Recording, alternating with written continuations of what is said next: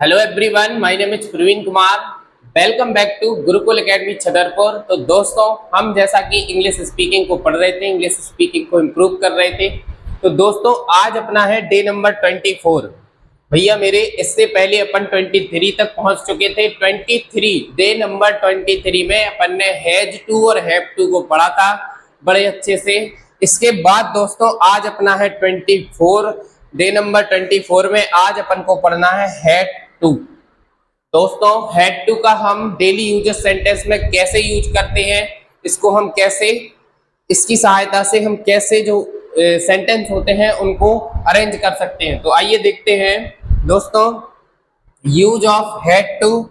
Use of had to का use हम कहाँ करते हैं? तो भूतकाल में करते हैं, मतलब पास्ट में करते हैं। दोस्तों, जब हमें बताना हो, जब हमें अंग्रेजी में बताना हो कि हम कोई कार्य करना था या कोई कार्य करना पड़ता था। दोस्तों, जब आपको कोई काम करना पड़ता था या कोई काम करना था, तो उस तब हम भूतकाल यानी पास्ट में हैड टू का प्रयोग करते हैं। किसका करते हैं? हैड टू का प्रयोग करते हैं। तो इसके लिए आपके पास एक छोटा सा रूल है subject plus had two plus B1 plus object. तो हैड टू की सहायता से हमें क्या करना है? कुछ सेंटेंस को अरेंज करना है और अपनी डेली लाइफ में जो सेंटेंस हम बोलते हैं उनको हमें इंग्लिश में बोलना है। तो दोस्तों, हमारे पास कुछ सिंपल सेंटेंस हैं। सिंपल सेंटेंस में सबसे पहले है मुझे वहां जाना पड़ा। तो आप थोड़ा सा इधर ध्यान दीजिए और इसको बढ़िया कॉपी पेन लेके बैठिए, उसमें नोट कीजिए और हमारे साथ साथ आप भी सेंटेंस को क्या कीजिए, बनाइए। मुझे वहां जाना पड़ा। तो दोस्तों, सबसे पहले आपको सब्जेक्ट लिखना है, यानी आई। अब आपके पास सब्जेक्ट सिंगुलर और प्लूरल, उससे कोई दिक्कत नहीं है। आपको क्या लगाना है? हैड टू लगाना है। तो आई हैड टू गो वहां, यानी there. I had to go there, I had to go there. हमें उनकी मदद करनी पड़ी। तो दोस्तों, हमें यानी बी हैड टू हेल्प उनकी, यानी हिम। क्या लिखेंगे? Be had to help him. Rahul को कपड़े धोने पड़े। क्या है दोस्तों? राहुल को कपड़े धोने पड़े। तो राहुल हैड टू वॉश, यानी होता है धोना। तो Rahul had to wash clothes. उसे यहां आना पड़ा। तो उसे लिखेंगे ही हैड टू कम। अब यहां के लिए आप लिखेंगे हेयर, है ना? क्या लिखेंगे दोस्तों? He had to come here. इसके बाद है मुझे क्रिकेट खेलना पड़ा। तो I had to play cricket, है ना? तो I had to play cricket. दोस्तों, आप इस तरीके से सिंपल सेंटेंस को अपनी डेली लाइफ में डेली यूज कर सकते हैं। इसके बाद कुछ और सेंटेंस हैं, सिंपल सेंटेंस ही हैं, जैसे मुझे उससे मिलना था, है ना? मुझे स्कूल जाना था, तुम्हें मेरे पास आना था, उन्हें यह मुझे बताना था, उसे आपसे बात करनी थी। तो दोस्तों, इस तरीके के सेंटेंस भी हम क्या करेंगे? हैड टू की सहायता से अरेंज करेंगे, बनाएंगे। तो मुझे उससे मिलना था, क्या लिखेंगे दोस्तों? हैड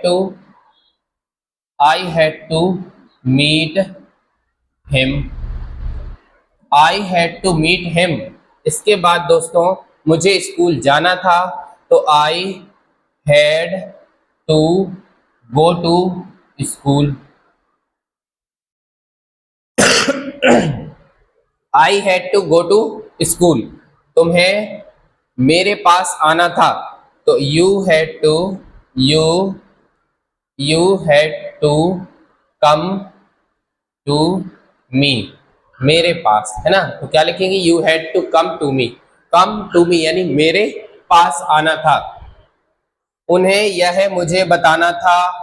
उन्हें मतलब they had to they had to tell, tell यानी होता है बताना, और टेल यह मुझे बताना था, तो tell tell tell me this, क्या हो जाएगा दोस्तों, they had to tell me this.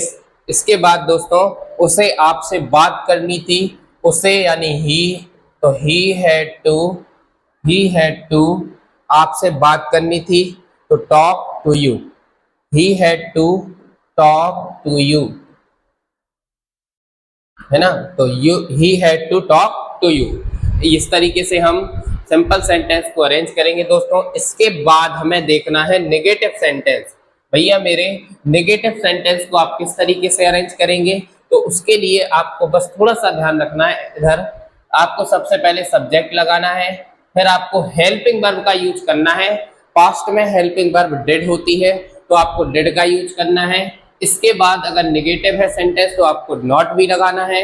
अब इधर दोस्तों आपको ध्यान रखना है कि जब हमारी हेल्पिंग वर्ब आ जाती है तब हम इधर फिर हैड का यूज नहीं करते हैं, फिर हम क्या लगाते हैं, हैव टू लगाते हैं। बस इतना आपको ध्यान रखना है, आप जल्दबाजी में यहाँ पर हैड ना लगाएं, आप यहाँ पर हैव टू लगाएं।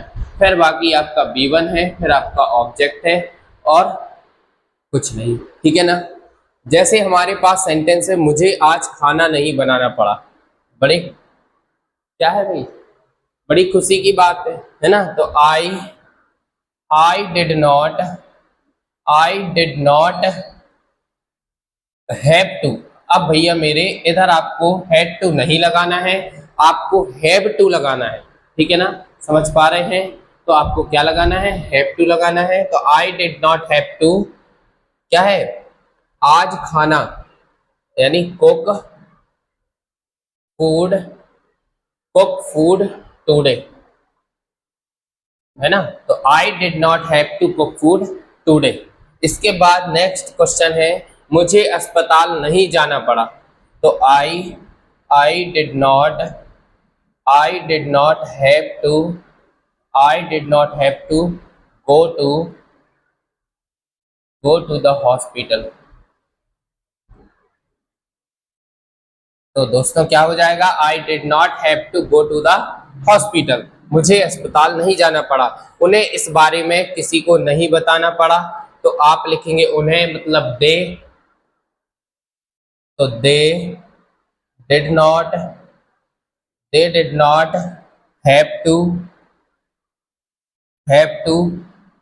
टू के बाद आप क्या लगाएंगे, टेल एनी वन, क्या लिखेंगे दोस्तों, टेल एनी वन, और क्या है बारे में, तो अबाउट दिस, क्या लिखेंगे, अबाउट दिस। ये सेंटेंस थोड़ा सा आपका लंबा है, बड़ा है, तो आपको क्या लिखना है, they did not have to tell anyone about this, उन्हें इस बारे में किसी को नहीं बताना पड़ा, ठीक है ना दोस्तों। इसके बाद हमें देखना है इंटेरोगेटिव सेंटेंस को आप किस तरीके से अरेंज करेंगे। तो भैया मेरे आपको क्या करना है, इंटेरोगेटिव सेंटेंस में सबसे पहले आपको हेल्पिंग वर्ब डिड लगानी है। क्या लगाना है, सबसे पहले आपको हेल्पिंग वर्ब लगानी है। हेल्पिंग वर्ब अपने पास डिड है, तो आप सबसे पहले डिड लगाइए, फिर डिड के बाद आप सब्जेक्ट लगाइए, सब्जेक्ट के बाद हैव टू, फिर B1, फिर ऑब्जेक्ट, फिर क्वेश्चन मार्क, ठीक। अगर दोस्तों बात समझ में आ रही है, अगर आप कुछ सीख पा रहे हैं, कुछ ना कुछ सीख पा रहे हैं, तो आप वीडियो को लाइक करते रहिए, अपने दोस्तों के पास शेयर करते रहिए और चैनल को जरूर सब्सक्राइब कर लीजिए, ठीक है ना। इसके बाद हमें देखना है, क्या तुम्हें बाहर जाना पड़ा, क्या तुम्हें बाहर जाना पड़ा। तो आप सबसे पहले हेल्पिंग वर्ब डिड, फिर आपका सब्जेक्ट तुम्हें है, तो did you have to go outside, बाहर को आप क्या लिखेंगे, आउटसाइड, ठीक है ना, गो आउटसाइड, ठीक है दोस्तों। क्वेश्चन मार्क जरूर लगाएं। क्या तुम्हें देर तक इंतजार करना पड़ा, तो आप सबसे पहले डिड लिखेंगे, डिड के बाद डिड यू लिखेंगे, सब्जेक्ट हो गया, तो डिड यू हैव टू क्या लिखेंगे दोस्तों, डिड यू हैव टू, अब क्या है, डिड यू हैव टू, देर तक इंतजार करना पड़ा, तो आप क्या लिखेंगे, वेट, क्या लिखेंगे, did you have to wait, wait a long time, देर तक के लिए आप क्या लिखते हैं, अ लॉन्ग टाइम लिखते हैं। क्या उसे कल डॉक्टर से मिलना पड़ा, तो इधर ये चीजें समझ में आ रही है ना, तो वेट अ लॉन्ग टाइम, लंबे समय के लिए यानी देर तक, है ना। तो आप लिखेंगे क्या उसे कल डॉक्टर से मिलना पड़ा, तो आप लिखेंगे did, did he, did he have to, did he have to, doctor के लिए आप देखो, अब दोस्तों क्या होता है यहाँ पे, जब आप डॉक्टर से मिलने तो आप अपने आप को दिखाने के लिए मिलते ना, तो आप यहाँ पर सी द डॉक्टर भी लिख सकते हैं, क्या लिख सकते, सी द डॉक्टर, और क्या है दोस्तों, कल यानी यस्टरडे, ठीक है ना। तो आप लिख सकते हैं did he have to see the doctor yesterday, या दोस्तों आप इधर लिख सकते हैं meet, meet the doctor yesterday. तो भैया मेरे आप दोनों तरीके से बना सकते हैं, कोई दिक्कत परेशानी दुख तकलीफ नहीं होनी चाहिए। आप यहाँ पर मीट द डॉक्टर यस्टरडे भी लिख सकते हैं और सी द डॉक्टर यस्टरडे भी लिख सकते हैं, ठीक है ना। बाकी इसके बाद दोस्तों हमें देखना है इंटेरोगेटिव प्लस नेगेटिव सेंटेंस। भैया मेरे आपके पास रूल वही रहेगा, डिड रहेगा, सब्जेक्ट रहेगा, नॉट। अब आपको नेगेटिव सेंटेंस अगर आ जाता है तो आपको नॉट लगाना होता है, ठीक है ना। क्या आपको वहां नहीं रुकना पड़ा, तो सबसे पहले आपको हेल्पिंग वर्ब लिखनी है डिड, डिड के बाद आपको सब्जेक्ट लिखना है, तो आपको आपको मतलब you, did you not have to, रुकने को बोलते हैं स्टे, क्या लिखें, स्टे वहां यानी देयर। तो दोस्तों आप क्या लिखेंगे, did you not have to stay there. इसके बाद है क्या तुम्हें चाय नहीं बनानी पड़ी, तो आप लिखेंगे did, did you not, did you not have to make tea, चाय को आप लिखेंगे मेक टी। इसके बाद है क्या मम्मी को सब्जी नहीं काटनी पड़ी, है ना, तो आप क्या लिखेंगे, डिड, डिड मदर, या डिड मॉम भी लिख सकते, डिड मॉम या डिड मदर, कोई दिक्कत नहीं है। तो did mother not have to, अब इधर कट द, कट नहीं लिखेंगे आप, क्या लिखेंगे, चॉप, चॉप द वेजिटेबल, क्या लिखेंगे दोस्तों, वेजिटेबल्स, चॉप द वेजिटेबल्स। अगर आप पेड़ काट रहे होते, लकड़ी काट रहे होते, तो आप लिखते कट द वुड या कट द ट्री। अगर यहाँ पर आप सब्जी काट रहे हैं तो आप क्या लिखेंगे, चॉप द वेजिटेबल्स। चॉप यानी भी क्या होता है, काटना होता है। तो ऐसी वर्ब आप भैया नोट कर लिया करो कि चॉप यानी क्या होता है, काटना होता है, ठीक है ना। तो अपन जब सब्जी वगैरह काटते हैं तो चॉप लिखते हैं, ठीक है। इसके बाद भैया मेरे लास्ट है अपना WH सेंटेंस। WH सेंटेंस में आपको क्या करना होता है, तो सबसे पहले आपको WH वर्ड लिखना होता है, फिर हेल्पिंग वर्ब। बाकी आपका इंटेरोगेटिव का जो रूल होता है वही होता है, did subject have to V one object और क्वेश्चन मार्क, ठीक है ना।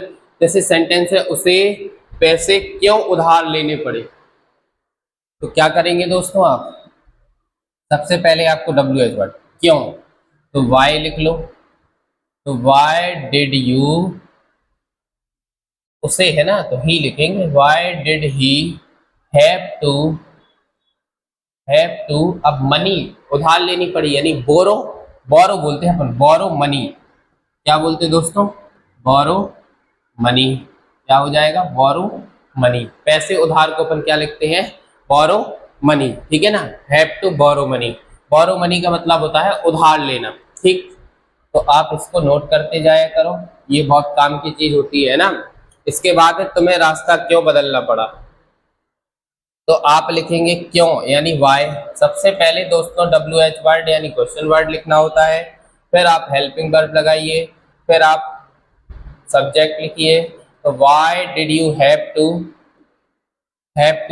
अब इधर रास्ता बदलना पड़ा, यानी अपना रास्ता तो आप योर भी लिख सकते, या फिर आप सीधा लिख सकते हैं चेंज, क्या लिख सकते हैं दोस्तों, चेंज बे, चेंज बे भी लिख सकते हैं, और आप चेंज रूट भी लिख सकते हैं, क्या लिख सकते हैं, चेंज रूट भी लिख सकते हैं, ठीक है ना। तो दोनों भी चल जाएंगे। इसके बाद उसे पुलिस को सूचना क्यों देनी पड़ी, तो क्यों मतलब why did he have to, अब सूचना मतलब इन्फॉर्म है, इंफॉर्मेशन या इन्फॉर्म लिख दो, इन्फॉर्म द पुलिस, क्या हो जाएगा दोस्तों, why did he have to inform the police. तो दोस्तों इस तरीके से हमने आज पास्ट में हैड टू का यूज किया। दोस्तों हैड टू का यूज हमने पास्ट में किया, जिसमें अपन ने सभी तरीके के सेंटेंस बनाए हैं। और अगर भैया दोस्तों अगर आपको वीडियो पसंद आ रही है, अगर आपको लग रहा है कि आप कुछ सीख पा रहे हैं, कुछ प्राप्त कर पा रहे हैं, तो आप वीडियो को लाइक जरूर करें, अपने दोस्तों के पास शेयर करें, है ना, और चैनल को सब्सक्राइब जरूर कर लें। बाकी दोस्तों आज के लिए इतना ही, मिलते हैं नेक्स्ट इंटरेस्टिंग टॉपिक के साथ। बढ़िया, तब तक पढ़ते रहिए, स्वस्थ रहिए, मस्त रहिए, बिंदास मुस्कुराते रहिए। Thank you.